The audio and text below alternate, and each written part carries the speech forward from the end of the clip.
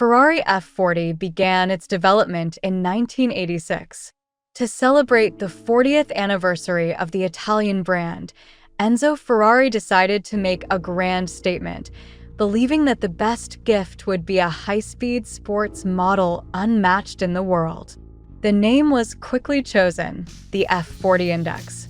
The project didn't start from scratch. It was based on the Ferrari 288 GTO, the first production car in the world to exceed a top speed of 300 kilometers per hour. For the first time in the construction of a road car, composite materials, carbon fiber and Kevlar, were used, which had previously only been applied in aerospace, aviation, and Formula One. This allowed the car to be remarkably lightweight, just 1,100 kilograms. However, the F40 is not small. It measures 4,430 millimeters in length, 1,980 millimeters in width, and 1,130 millimeters in height. The 3-liter V8 engine from the 288 GTO was enhanced with 2 turbochargers, resulting in a power output of 478 horsepower. Formula One technologies were widely utilized in the engine's development. It was paired with a 5-speed transmission. The body was designed by the Pininfarina Studio, a longtime partner of Ferrari. This time, the designers paid special attention to aerodynamics, testing prototypes in a wind tunnel. As a result, they achieved a low drag coefficient of 0.34. A massive rear wing provided the necessary downforce. The new Ferrari made its debut at the Frankfurt Motor Show in 1987, creating a real sensation.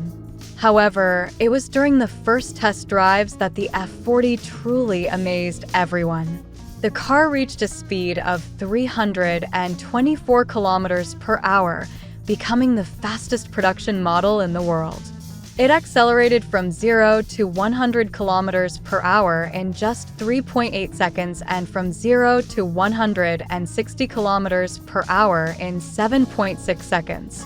The car was not only known for its incredible speed, but also for its excellent handling. Ventilated disc brakes from Brembo allowed it to stop from 100 kilometers per hour in just 37 meters. Even today, these figures are considered quite impressive. The Ferrari F40 quickly became a new automotive icon, overshadowing even the hugely popular Lamborghini Countach, a symbol of the 1980s. Michael Schumacher called the F40 the best sports car of its time. However, the widespread admiration for the new Italian model was overshadowed by the death of Enzo Ferrari in 1988. The cutting-edge technology made the car extraordinarily expensive for its time. A price tag of $415,000 was seen as something out of a fantasy. Over 5 years, 1415 F40s were produced, which is a respectable figure. Buyers were not deterred by the Spartan interior lacking air conditioning and even basic trim, nor by the absence of a trunk. The only options available were a racing transmission and an active suspension. However, it was possible to customize the F40 into a luxurious vehicle.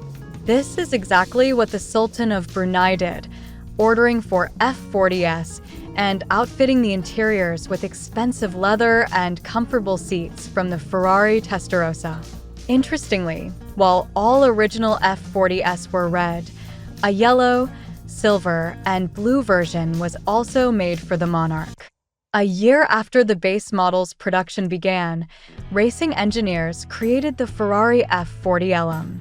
The car's weight was reduced by 50 kilograms, the suspension was completely redesigned, and stiffer springs and shock absorbers were installed, along with new brakes and 17-inch wheels.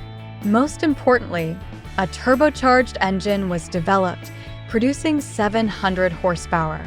The F40 LM could accelerate to 100 kilometers per hour in just 3.1 seconds and reached a speed of 367 kilometers per hour at the Nardo racetrack in 1989. Only 19 Ferrari F40 LMs were ever made. The F40 was also modified by small workshops. The well-known German company Harman increased the power of the standard model to 620 horsepower, allowing it to accelerate to 100 kilometers per hour in 3.6 seconds and reach a top speed of 345 kilometers per hour. Paradoxically, the Ferrari F40 did not achieve significant success in motorsport. There were wins, but they were not particularly noteworthy. For example, the F40 GTE won the Spanish Grand Prix twice and the French Grand Prix once in 1994–95, and it finished second in Japan and Belgium. The only tournament the F40 won was an unofficial competition between Ferrari and Porsche drivers in 1993–94, where the Italian team triumphed over their German rivals twice. After production ended in 1992, the demand for the Ferrari F40 skyrocketed. Used cars were selling for $1 million. Prices did drop later, however, with the introduction of the Ferrari F50 and Ferrari Enzo. Yet today, the F40 is once again fetching millions.